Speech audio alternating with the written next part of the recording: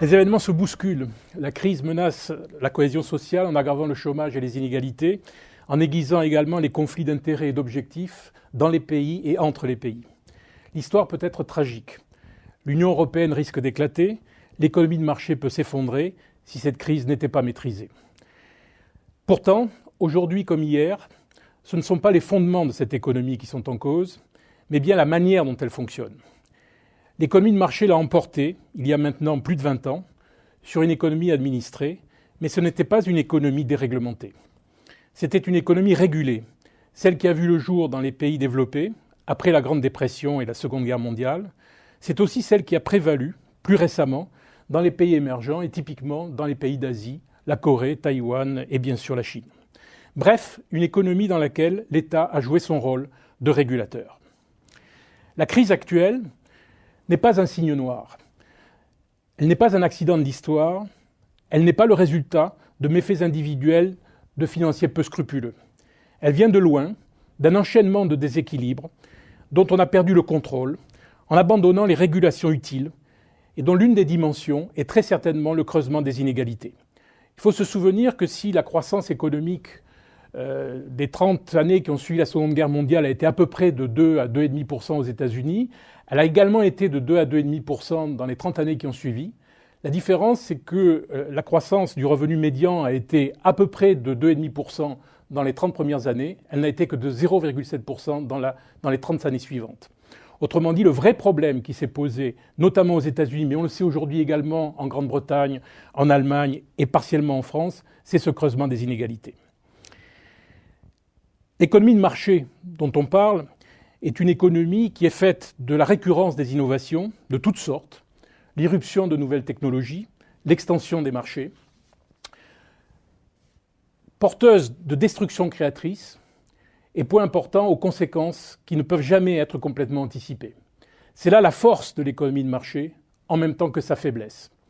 Cette économie peut suivre une trajectoire régulière, comme tout autant sortir de son corridor de stabilité. L'innovation, quelle qu'elle soit, que ce soit le fait de la reconstruction, de l'introduction de nouvelles technologies, de l'exploration de nouveaux marchés, rompt les équilibres existants. Les coûts surviennent avant les recettes correspondantes.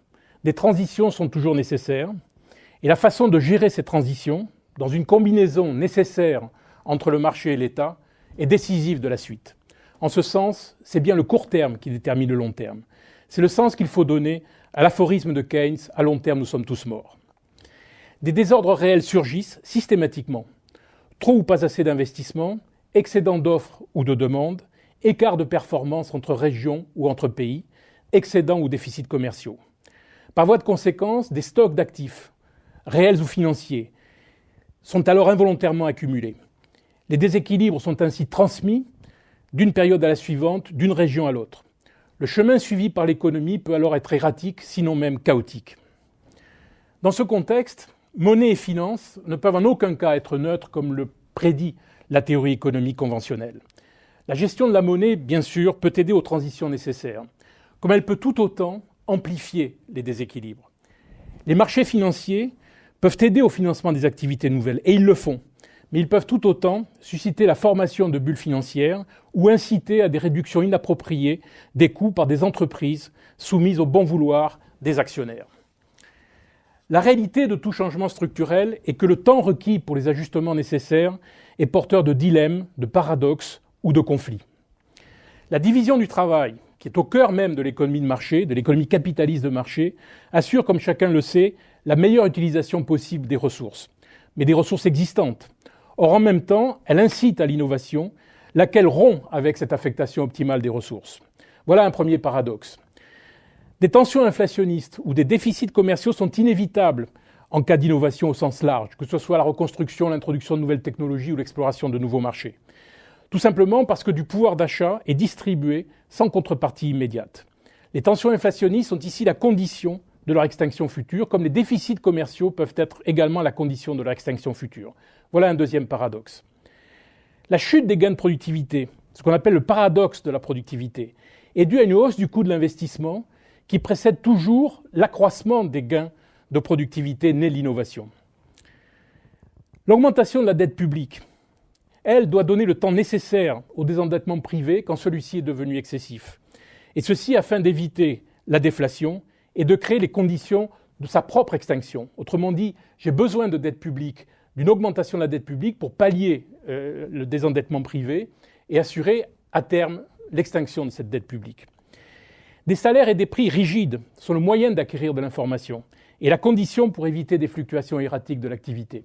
Autrement dit, la rigidité est ici une condition, l'inertie, la rigidité est une condition pour assurer la transition d'une technologie vers une autre, d'un marché vers un autre. Enfin, les réformes structurelles, dont il est beaucoup question évidemment dans les pays européens, provoquent une diminution du revenu courant, alors même qu'elles sont censées augmenter le produit potentiel. Voilà encore un paradoxe. L'économie, de manière générale, est faite de ces dilemmes, de ces paradoxes et des conflits qui en sont la conséquence. Dans ce contexte, les marchés de biens jouent un rôle essentiel. Ils jouent un rôle essentiel en signalant les déséquilibres et en favorisant les ajustements qui aident à les contenir ou à les réduire.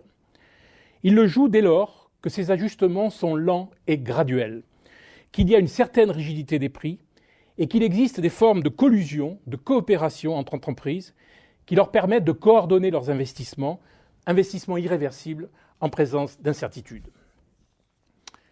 Les marchés de travail jouent également un rôle essentiel, dès lors que leur fonctionnement favorise l'accumulation de capital humain et prévient les diminutions de salaire. La flexibilité n'y est pas plus de mise ici que sur les marchés de biens. Enfin, des restrictions financières sont nécessaires pour éviter que les marchés financiers ne s'emballent. On sait bien que les mesures qui avaient été prises après la Grande Dépression auraient dû être maintenues si l'on avait voulu éviter la crise financière que nous venons de connaître. Dans ce contexte, et à côté des marchés, la politique économique joue évidemment son rôle.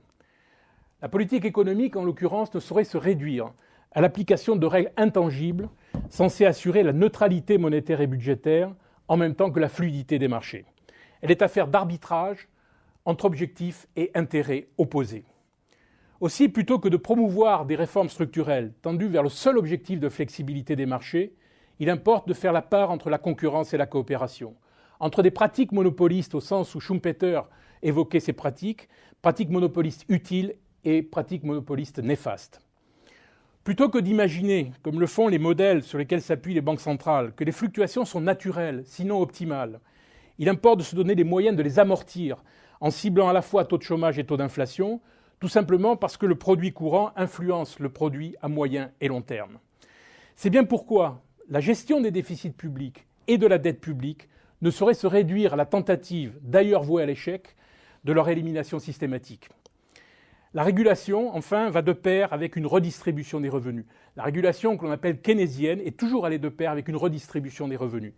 La raison en est qu'une distribution des revenus relativement égalitaire, en fait l'existence d'une classe moyenne, est la garantie pour que l'offre réalisée dans des conditions de rendement croissant rencontre une demande de taille suffisante. Reconnaître que des rigidités peuvent être utiles ne signifie évidemment pas que l'on y voit une règle optimale, mais qu'elles sont le prix à payer pour éviter des enchaînements qui s'avèrent assez finalement catastrophiques. Justifier des interventions discrétionnaires des pouvoirs publics en matière monétaire ou budgétaire, ce n'est pas croire dans la capacité de ces derniers à régler au plus près l'activité économique, mais c'est admettre la nocivité d'une fausse neutralité quand il est question de faire face aux déséquilibres inévitables qui prennent corps dans le secteur privé. Reconnaître une simple règle monétaire assortie d'une règle budgétaire, c'est faire fi du fait que ces règles s'appliquent dans un contexte où le système privé, le secteur privé est en déséquilibre. Enfin, plaider pour une relative égalité des revenus et des richesses, c'est sans aucun doute contrevenir à une répartition qui rendrait compte des seules performances individuelles, mais c'est surtout suggérer qu'une répartition plus équitable est le garant d'une croissance soutenable. Les arbitrages nécessaires entre intérêts opposés, entre objectifs opposés, nous rappellent utilement que l'économie est une économie politique, qu'elle n'est pas réductible à une arithmétique sociale et qu'un bon fonctionnement des économies de marché repose avant tout sur un fonctionnement démocratique de la société basé sur l'équité. Si problème il y a aujourd'hui, ce n'est pas tant du fait des États, mais sans doute parce que l'élargissement des marchés ne s'est pas accompagné d'une extension comparable du champ de la régulation publique. La mondialisation, porteuse de gains, mais aussi de conflits, ne sera finalement viable que si elle s'inscrit dans un contexte d'arbitrage démocratique, issu de compromis entre États démocratiques, dans le cadre d'institutions internationales rénovées. Telle est la véritable leçon de l'expérience des années qui ont suivi la Grande Dépression et la Seconde Guerre mondiale. Face au consensus ébranlé, au constructivisme néolibéral qui s'en remet à la science présumée des experts, fût-il des économistes, il convient de redonner sa place au libéralisme interventionniste, enraciné dans la pensée économique de Smith ou de Schumpeter, comme de Keynes, aujourd'hui de Krugman, comme de Stiglitz.